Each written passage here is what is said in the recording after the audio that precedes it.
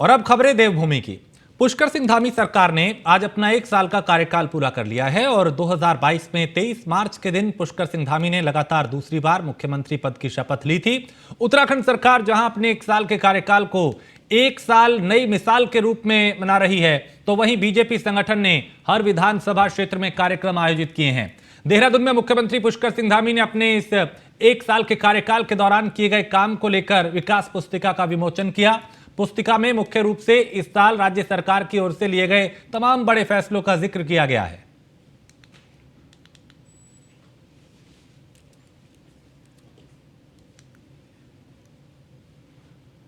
तो 1 साल नई मिसाल के तहत यह आयोजन देवभूमि में जबरन और प्रलोभन से धर्मांतरण पर रोक के लिए सख्त कानून बना है। समान नागरिक संहिता के लिए मजबूती से कदम बढ़ा रही है राज्य सरकार और राज्य की नौकरियों में महिलाओं के लिए 30% शैक्षिक आरक्षण की व्यवस्था की गई है। इसके अलावा राज्य आंदोलनकारियों को सरकारी नौकरी में 10% शैक्षिक आरक्षण का फैसला लिया गया है और अंत्योदय परिवारों को साल में 3 गैस रिफिल फ्री दे रही है राज्य सरकार। नई पर्यटन नीति में स्वरोजगार को बढ़ावा 100% सब्सिडी का प्रावधान किया गया है और सरकार ने मुख्यमंत्री स्वरोजगार योजना में सब्सिडी बढ़ा के 40% की। तो नई खेल नीति से खिलाड़ियों को प्रोत्साहन भी दिया जा रहा है और मानसखंड मंदिर वाला प्रोजेक्ट के तहत कुमाऊं के प्राचीन मंदिरों का भी स्वरूप बदला गया। तो इन नई राष्ट्रीय शिक्षा नीति लागू करने में उत्तराखंड देश का अग्रणी राज्य बना। राजकीय स्कूलों के प्रतिभावान छात्रों के लिए मुख्यमंत्री मेधावी छात्रवृत्ति योजना दी गई। टेलीमेडिसिन के लिए 400 प्राथमिक स्वास्थ्य केंद्रों को 4 मेडिकल कॉलेज की सौगात दी गई। तो 1 साल में कई उपलब्धियां रही हैं धामी सरकार की। उन उपलब्धियों का आज जिक्र किया जा रहा है कि सरकार ने इन क्षेत्रों में ये काम किए। वोकल फॉर लोकल के तहत स्थानीय उत्पादों को बढ़ावा दिया गया और भर्ती माफिया पर कड़ा प्रहार किया गया। देश का सबसे सख्त नकल विरोधी कानून उत्तराखंड में बनाया गया।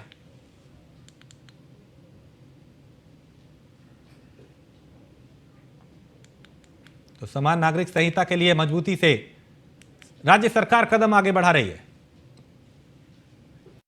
उत्तराखंड की देवतुल्य जनता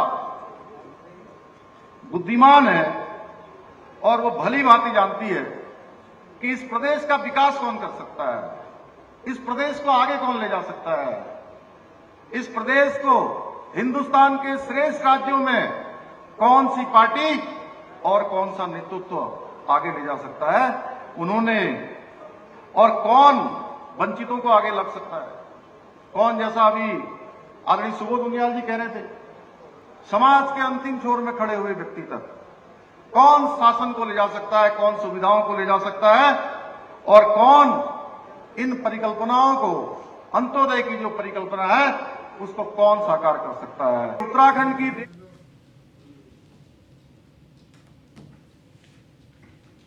और इस खबर पे ज्यादा जानकारी के साथ सुदीप जैन हमारे विशेष संवाददाता हमारे साथ जुड़ चुके हैं। सुदीप, 1 साल का कार्यकाल आज धामी सरकार ने पूरा किया है।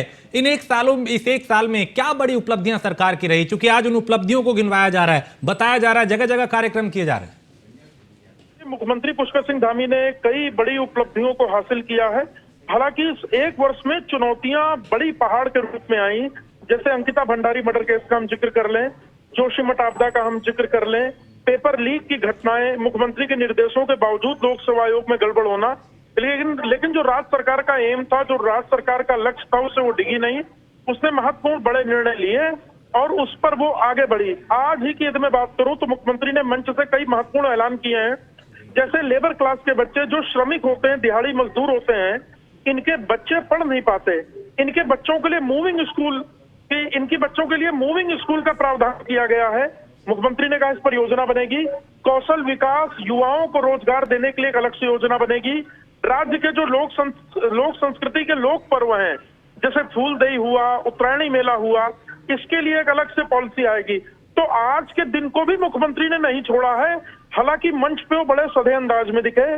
मुख्यमंत्री ने मंच से बोलते हुए ये भी कह दिया कि वो सतर्क हो जाएं जो दूसरों के कंधे पर बंदूक लगाकर काम कर रहे हैं, उनका ये आशय नहीं विपक्षी कांग्रेस की ओर था, जो बेरोजगार युवाओं की आड़ में, बेरोजगारों की शक्ल में इस आंदोलन को, युवाओं के आंदोलन को और भड़काने का काम समय समय पर बयानों के माध्यम से या धरना प्रदर्शन के माध्यम से करती रही है।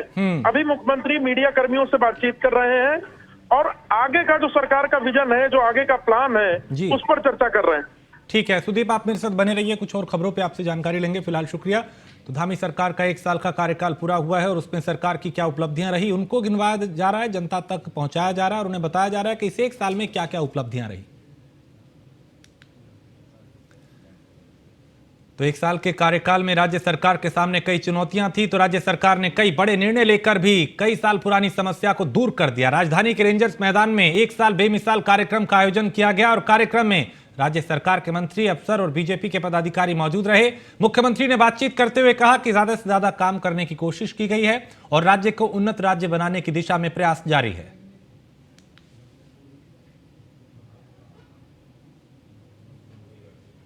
सभी क्षेत्रों में प्रयास किया है और हमने एक पूरा साल उत्तराखंड की देवतुल्य जनता को समर्पित किया है और हमारे प्रधानमंत्री जी का जो उनका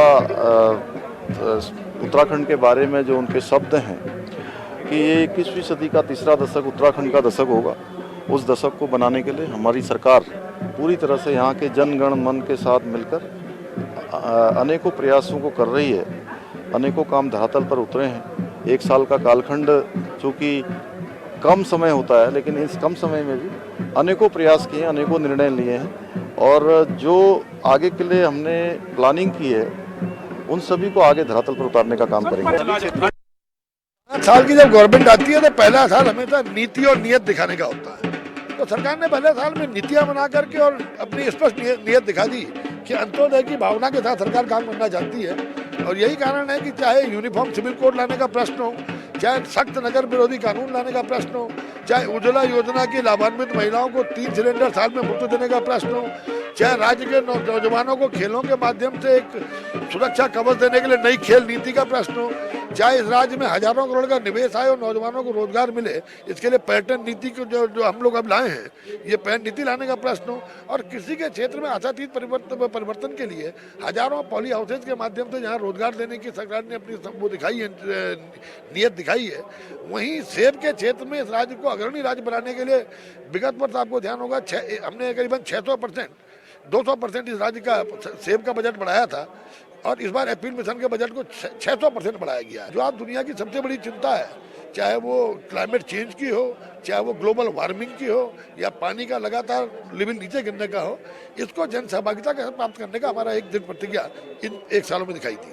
सरकार का 1 वर्ष का कार्यकाल पूरा हो रहा है और मैं कह सकता हूँ देवभूमि की दृष्टि अगर मैं कहूँ तो इस 1 वर्ष के कार्यकाल में हमने वो नजीर पेश की है जो इस राज्य के लिए बहुत लंबे समय लोगों की अपेक्षाएं थी। खासकर देवभूमि का स्वरूप, देवतत्व स्वरूप जो है, धर्मांतरण का विधेयक निकल कर आया है। हमने समान नागरिक संहिता की दृष्टि से चीजें आगे बढ़ाई हैं। देश का सबसे सख्त नकल विरोधी कानून, क्योंकि आगे प्रतिभाएं कुंठित होती थी, आज युवाओं का विश्वास बढ़ा है, मुख्यमंत्री के प्रति, सरकार के प्रति विश्वास बढ़ा है। इसके साथ साथ मैं कह सकता हूं कि चाहे भूमि अध्यादेश का विषय हो, सारे विषयों को एक प्रकार जो आयंक अपेक्षाएं थी उसको धरातल उतारने का काम पुष्कर सिंह धामी जी ने किया है और ये पहली सरकार है जो हर वर्ष के काम को लेकर जनता के बीच में जा रही है। अभी पहला वर्ष है, 4 वर्षों में और नजरिए हम पेश करेंगे। उत्तराखंड की मुख्यमंत्री पुष्कर सिंह धामी सरकार को आज 1 वर्ष का कार्यकाल पूर्ण हो चुका है। मुख्यमंत्री इस वक्त रेंजर्स मैदान में है और बहुउद्देशीय शिविर का एक आयोजन किया गया है जहां अलग अलग विभागों ने अपने द्वारा किए जा रहे कामकाज को, प्रोडक्ट्स को लोगों तक पहुंचाया है। मुख्यमंत्री उसका निरीक्षण कर रहे हैं और लोगों से बातचीत भी कर रहे हैं। मुख्यमंत्री के साथ उनके जो जिले के प्रभारी मंत्री व कैबिनेट में सहयोगी सुबोध उनियाल भी मौजूद हैं। मुख्यमंत्री जो प्रोडक्ट्स यहाँ लगाए गए हैं उसके बाबत भी जानकारी ले रहे हैं। आज राज्य सरकार को गठित हुए मुख्यमंत्री की कैबिनेट को 1 वर्ष का समय पूरा हो चुका है और आज विकास पुस्तिका के माध्यम से राज्य सरकार अपनी योजनाओं की भी जानकारी देगी। कैमरा सहयोगी अंजीत के साथ सुदीप, जैन न्यूज़ 1 इंडिया, देहरादून। उत्तराखंड सरकार के 1 साल पूरा होने पर बीजेपी प्रदेश अध्यक्ष महेंद्र भट्ट, कैबिनेट मंत्री सुबोध उनियाल और बीजेपी प्रदेश उपाध्यक्ष खजान दास ने सरकार की तारीफ की। उन्होंने कहा कि सरकार की नीतियां प्रदेश को आगे बढ़ाने वाली हैं। हमारी सरकार ने भूमि में नजीर पेश की है और धामी सरकार में यूनिफॉर्म सिविल कोड को मंजूरी दी गई। महिलाओं के लिए 30% क्षैतिज आरक्षण का फैसला लिया गया। पूर्व मुख्यमंत्री हरीश रावत ने इस पर कटाक्ष किया और कहा कि सरकार के पास बताने के लिए कुछ नहीं है, हर जगह गड्ढे ही गड्ढे हैं।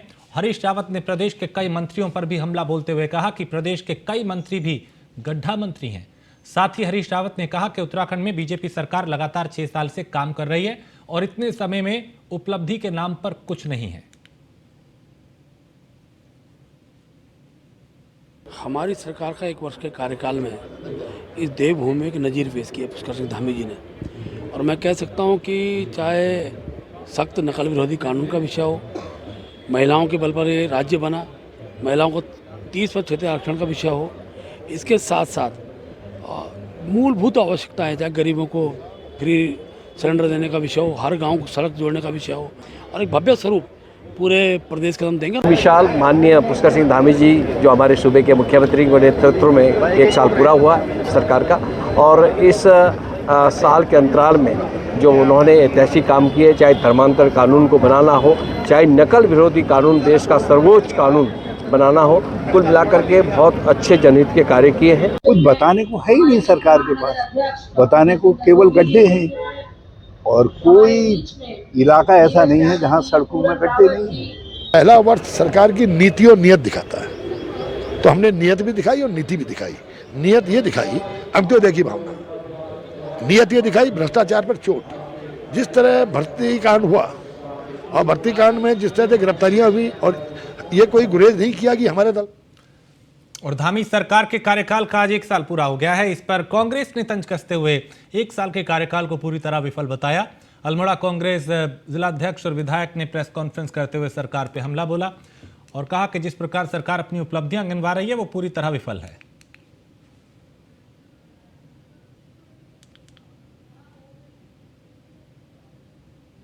भाजपा का 1 साल का कार्यकाल बहुत ही निराशाजनक रहा है।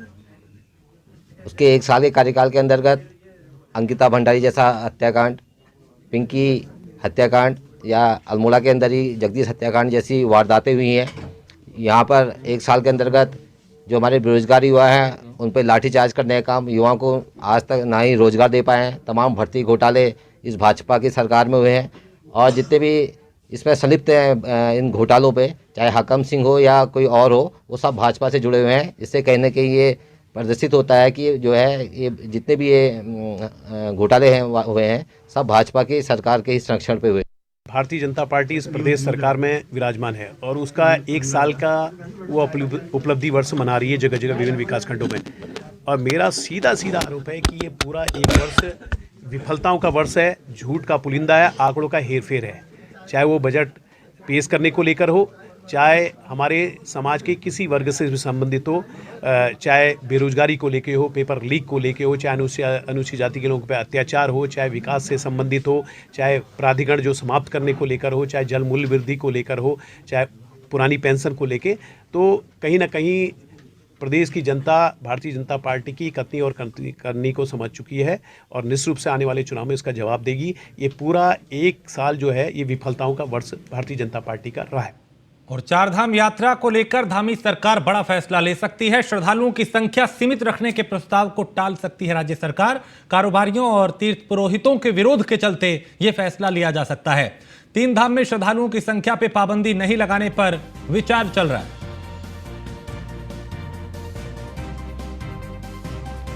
तो कारोबारियों और तीर्थ पुरोहितों के विरोध के चलते यह फैसला लिया जा सकता है और 3 धाम में श्रद्धालुओं की संख्या पे पाबंदी नहीं लगाने पर विचार चल रहा है। और 4 धाम यात्रा को लेकर धामी सरकार बड़ा फैसला ले सकती है।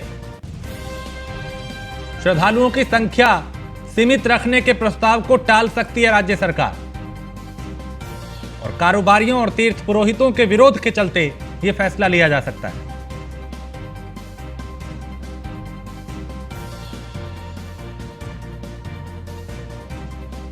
चारधाम यात्रा को लेकर धामी सरकार बड़ा फैसला ले सकती है। श्रद्धालुओं की संख्या सीमित रखने के प्रस्ताव को टाल सकती है राज्य सरकार।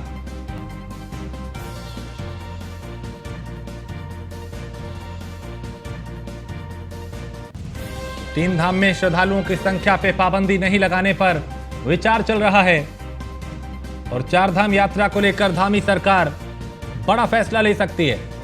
सुदीप, अब चार धाम यात्रा में श्रद्धालुओं की संख्या को लेकर बड़ा फैसला सरकार ले सकती है। जी बिल्कुल, देखिए बीते दिनों जब से ये चार धाम यात्रा का समय निर्धारित हुआ है, तिथियां आई हैं कपाट खुलने की, उसी वक्त ये हो गया कि व्यवस्था बनाने के लिए धामों में संख्या को निर्धारित किया जाए। तो जो तीर्थ पुरोहित हैं, होटल स्वामी हैं पहाड़ के, परिवहन स्वामी हैं, टैक्सी स्वामी हैं, इनका विरोध शुरू हो गया कि साहब 6 माह की यात्रा होती है और वर्ष में एक बार होती है, ऐसे में राइडर लगाना या सीमित करना उचित नहीं होगा। इन सारी चीजों को देखते हुए मुख्यमंत्री ने कल आत्ममंथन किया है और हमारे सूत्र ये बताते हैं कि केदारनाथ धाम को छोड़कर, क्योंकि केदारनाथ धाम की परिस्थितियां भिन्न है, अन्य धामों में जो राइडर है, जो संख्या सीमित करने का निर्णय है, वो हट सकता है। चलिए, आप मेरे साथ बने रहिए सुदीप, कुछ और खबरों पे जानकारी लेंगे। फिलहाल शुक्रिया। तो श्रद्धालुओं की संख्या सीमित रखने के पर फैसला लिया जा सकता है। कारोबारियों और तीर्थ पुरोहितों के विरोध के चलते यह फैसला लिया जा सकता है।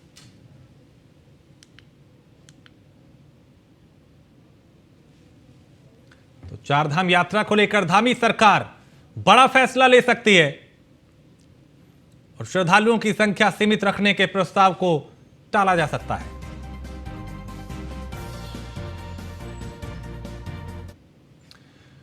और हाईकोर्ट की ग्रुप डी भर्ती की एसआईटी जांच के आदेश दिए गए हैं और चतुर्थ श्रेणी भर्ती परीक्षा में गड़बड़ी का आरोप है। 2019 में 37 पदों के लिए भर्ती परीक्षा हुई थी और गृह विभाग ने एसआईटी से जांच के आदेश दिए। एसएसपी हरिद्वार के नेतृत्व में गठित की गई एसआईटी और Uttarakhand board of technical education ने कराई थी परीक्षा। पटवारी भर्ती पेपर लीक में शामिल है। इस भर्ती से चयनित 2 लोग और उत्तराखंड में एक और भर्ती परीक्षा की जांच के आदेश जारी कर दिए गए हैं।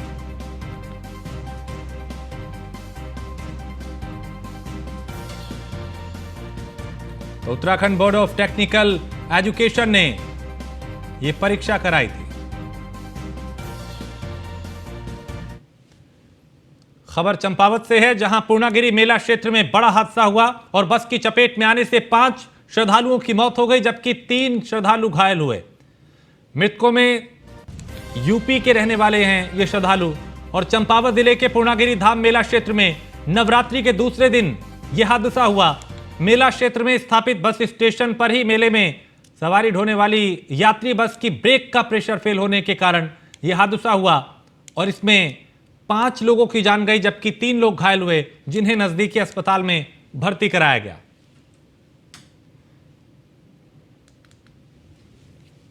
आज सुबह 7:15 पे हमारी बसें जैसे रोजमर्रा में भरी जाती थी।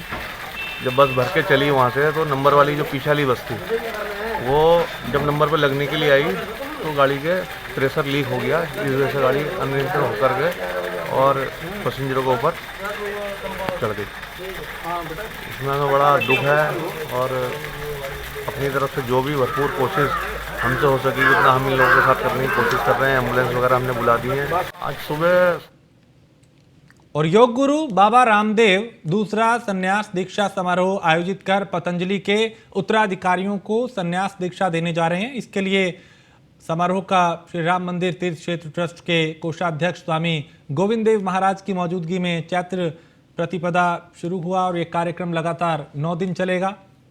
10वें दिन रामनवमी को 40 बालिकाओं और 60 बालकों को संन्यास की दीक्षा दी जाएगी।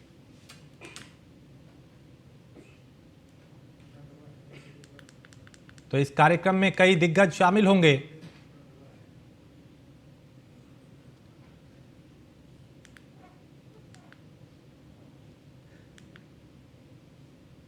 शताधिक संन्यास में दीक्षित हो रहे हैं और 500 से अधिक भाई बहनों को हम ब्रह्मचर्य की दीक्षा दे रहे हैं, जो आने वाले समय में संन्यास धारण करके जैसे स्वामी रामदेव ने योग, आयुर्वेद, स्वदेशी और सनातन धर्म का झंडा और पूरी दुनिया में गाड़ा और डंका बजाया है अपने भारत और भारतीयता का, ऐसे ही ये सैकड़ों सन्यासी तैयार हो रहे हैं और आने वाला समय सनातन का है। आने वाला समय भारत और भारतीयता की प्रतिष्ठा का है। आर्थिक गुलामी से, शिक्षा चिकित्सा गुलामी से, वैचारिक और सांस्कृतिक गुलामी कुंठाओं से देश को बाहर निकाल करके अपने अतीत का गौरव अपने हृदय में समेट करके ये जब बालक तेजस्वी होकर के आगे बढ़ेंगे कि कैसी भारत की संस्कृति और कैसी भारत की प्रकृति, क्या है भारत के संस्कार। और नैनीताल में नगर पालिका ने शहर में स्वामित्व वाली दुकानों और आवास के किराए को बढ़ाने का फैसला किया है। इसके लिए नोटिफिकेशन भी जारी कर दिया गया है। 1 अप्रैल से ये नियम लागू कर दिया जाएगा। किराया बढ़ाए जाने के विरोध में गुरुवार को मल्लीताल व्यापार मंडल के बुलावे पे नगर के व्यापारियों ने जुलूस निकाल के विरोध प्रदर्शन किया। तो दुकानों का किराया बढ़ाया जा रहा है जिसका विरोध ये व्यापारी कर रहे हैं। दूसरी तरफ पंथ पार्क से पर नहीं हटाए जा रहे। अगर पालिका द्वारा उनकी मांगों पर विचार नहीं किया गया तो व्यापारी एकजुट होकर 1 अप्रैल से अपनी अपनी प्रतिष्ठान बंद करेंगे। इसको लेकर विरोध प्रदर्शन किया जाएगा।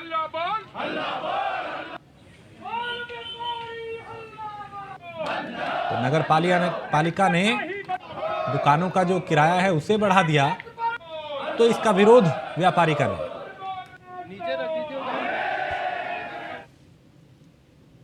और इसी के साथ इस बुलेटिन में फिलहाल इतना ही। आप बने रहिए न्यूज़ 1 इंडिया के साथ।